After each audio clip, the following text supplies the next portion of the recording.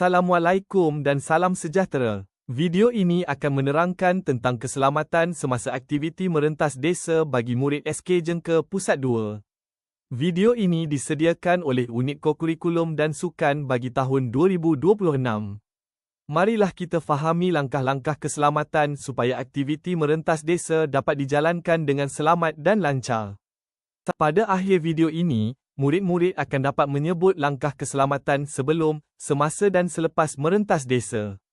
Murid juga dapat mengamalkan tingkah laku yang selamat semasa aktiviti dijalankan. Selain itu, murid akan mengetahui tindakan yang perlu dibuat sekiranya berlaku kecemasan. Merentas desa ialah satu aktiviti larian yang dijalankan di luar kawasan sekolah. Aktiviti ini melibatkan laluan seperti jalan kampung, kawasan berbukit atau kawasan lapang. Tujuan utama merentas desa adalah untuk meningkatkan kecergasan fizikal serta ketahanan diri murid. Sebelum menyertai larian, murid perlu membuat persediaan yang rapi. Pastikan murid memakai pakaian sukan yang sesuai dan kasut sukan yang bertapak baik. Dari segi kesihatan, murid digalakkan mengambil sarapan ringan dan minum air secukupnya. Murid yang tidak sihat dinasihatkan supaya tidak menyertai aktiviti ini. Setiap murid perlu membawa dan memakai nombor peserta dengan betul. Jika cuaca panas, gunakan topi dan sapukan lotion pelindung matahari. Pastikan tali kasut diikat dengan kemas bagi mengelakkan terjatuh semasa berlari. Semasa larian, murid mesti mengikut laluan yang telah ditetapkan. Jangan memotong jalan atau memasuki kawasan berbahaya. Murid juga perlu berada dalam kumpulan dan tidak berlari terlalu jauh ke hadapan atau ke belakang. Sentiasa dengar dan patuhi arahan guru serta marshal bertugas.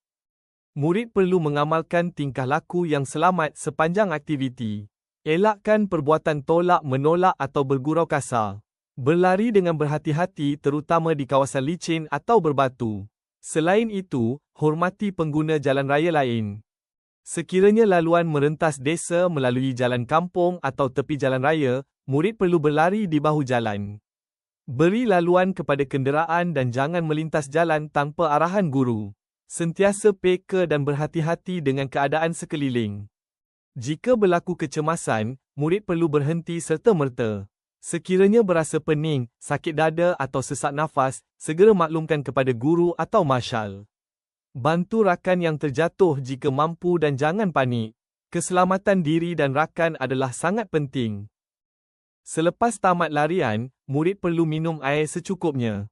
Lakukan regangan ringan bagi mengelakkan kekejangan otot. Murid hendaklah duduk di tempat berkumpul dan menunggu arahan guru sebelum pulang. Kesimpulannya, keselamatan adalah keutamaan dalam setiap aktiviti. Dengan mematuhi peraturan dan menjaga diri, aktiviti merentas desa akan menjadi lebih seronok, selamat dan sihat. Terima kasih dan selamat menjalani aktiviti merentas desa dengan selamat.